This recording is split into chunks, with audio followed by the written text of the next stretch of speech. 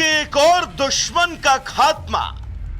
लश्कर commander Saifullah Khalid ढेर भारत में 3 बड़े हमलों का था मास्टरमाइंड। ऑपरेशन सिंदूर में आतंकियों को भारी नुकसान पहुंचा और कई आतंकी संगठनों के टॉप कमांडर मारे गए। जो बच गए वो अपनी जान बचाने के लिए त्राहिमाम कर रहे हैं, अपनी जान की दुहाई मांगते नजर आ रहे हैं। पाकिस्तान में आतंकी अब मुंह छिपाते नजर आ रहे हैं। इस बीच भारत के एक और दुश्मन के खात्मे की खबर है। पाकिस्तान में लश्कर का आतंकी सैफुल्लाह खालिद मारा गया। जानकारी के मुताबिक यह हत्या अज्ञात हमलावरों ने की। फिलहाल हत्या के कारणों का पता नहीं चल सका। खालिद का मारा जाना भारत के लिए राहत की खबर है। वहीं इस हत्या के बाद पाकिस्तान में हड़कंप है। आतंकिस्तान के आका को यह समझ नहीं आ रहा कि इस हत्या के पीछे कौन है। खबर है कि सैफुल्लाह के रविवार को सिंध में मतली फलकारा चौक के पास अज्ञात हमलावरों ने गोली मारकर हत्या कर दी। ये आतंकी रामपुर में सीआरपीएफ कैंप, नागपुर में आरएसएस मुख्यालय और आईएसएससी बेंगलुरु में हुए बम धमाकों में शामिल था। भारतीय सुरक्षा एजेंसियां लंबे समय से इसकी तलाश में थी, लेकिन यह सिंध में छिपा था और घर के ही पास मारा गया। साल 2001 में उत्तर प्रदेश के रामपुर स्थित सीआरपीएफ ग्रुप सेंटर पे आतंकी हमला हुआ था। इस आतंकी हमले की साजिश भी सैफुल्लाह ने रची थी। इस आतंकी हमले में आतंकियों ने भारी गोलीबारी की थी, जिसमें 7 जवान शहीद हो गए थे। जानकारी के मुताबिक सैफुल्लाह उर्फ रजुल्लाह निजामी लश्कर का टॉप ऑपरेटिव कमांडर था। वो नेपाल में बेस बनाकर भारत में हमलों को अंजाम देता था। सैफुल्लाह नेपाल में लश्कर तैयबा का मॉड्यूल संभालता था। इसका मुख्य काम आतंकी गतिविधियों के लिए कैडर तैयार करना और उनको आर्थिक सहायता मुहैया कराना था। भारत में हमला करने के लिए उसने नेपाल के जरिए ही आतंकवादी भेजे थे। लश्कर तैयबा का मोस्ट वांटेड आतंकी सैफुल्लाह आखिरकार मारा गया। पाकिस्तान के सिंध के फलकारा चौक के पास उसको अज्ञात हमलावरों ने गोली मार दी। यही नहीं, सैफुल्लाह नेपाल में रहकर वहां पर नाम बदलकर वहां की एक महिला से शादी करके कैसे हिंदुस्तान के अंदर आतंकियों की एंट्री कराई जाए, अवैध तरीके से कैसे उनको फंडिंग मुहैया कराई जाए, इन सभी गतिविधियों को अंजाम दे रहा था। लेकिन आखिरकार उसकी मौत हुई।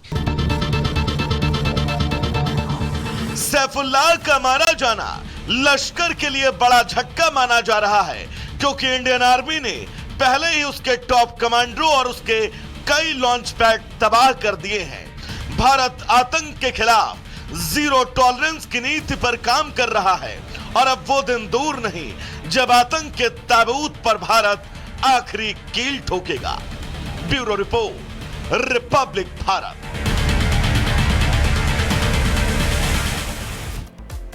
और अब हम आपको बताने जा रहे हैं कि आतंकी सैफुल्लाह किन किन हमलों में शामिल था। 2006 का साल था। नागपुर आरएसएस मुख्यालय पर जो हमला हुआ, खालिद ने इस हमले की पूरी साजिश रची थी। उसके बाद राष्ट्रीय स्वयंसेवक संघ का जो मुख्यालय है, वहां पर जो हमला हुआ था, उसकी यह साजिश रचने वाला था। आगे के साल में आएंगे तो अगला जो 2001 में हमला हुआ था, उसमें भी इसका नाम था। एजेंसियों की सतर्कता से एक बड़ी तबाही तब टल गई थी। ये जब कार्यालय पर, आरएसएस कार्यालय पर इसने साजिश रची थी तब। इसके अलावा 2001 में रामपुर सीआरपीएफ कैंप पर इसने हमला किया था। हमलावरों की इसने तैयारी कराई थी, बाकायदा ये ट्रेनिंग देता था। हमले की योजना को अंजाम तक इसी ने पहुंचाया था, सैफुल्लाह ने पहुंचाया था।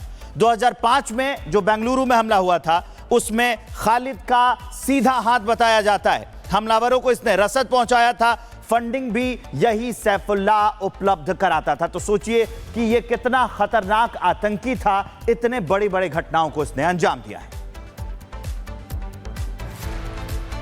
और अब सवाल अहम और बड़ा कि क्या आतंकी हाफिज सईद का नंबर आ गया है। यह सवाल इसलिए उठ रहा है क्योंकि मसूद अजहर के परिवार के बाद अब हाफिज सईद जहन्नुम पहुंचने वाला है। सवाल इसलिए कि कल तक आतंकी अजहर मसूद के परिवार वालों को मुआवजा देने वाले पाकिस्तान में अब आतंकी हाफिज सईद की रिहाई की मांग उठने लगी है। आखिरकार ऐसा क्यों हो रहा है, इस रिपोर्ट में आपको दिखाते हैं।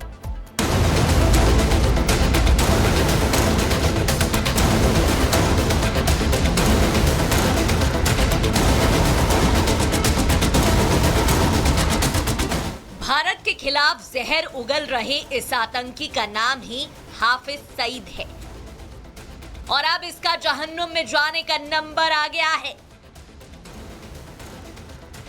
ऑपरेशन सिंदूर से भारत ने पाकिस्तान को उसकी औकात बताई। पाकिस्तान में कहीं भी घुसकर भारत वार कर सकता है, ये दुनिया ने भी मान लिया। पाकिस्तान में आतंकियों के जनाजे को पूरी दुनिया ने देखा, लेकिन अब लोगों को हाफिज का जनाजा उठने का इंतजार है। मसूद अजहर के परिवार के जनाजे के बाद हाफिज का नंबर आ गया है। जनाजा तैयार है, स्क्रिप्ट लिख गई है और उसे बाहर निकालने की तैयारी भी शुरू हो गई है।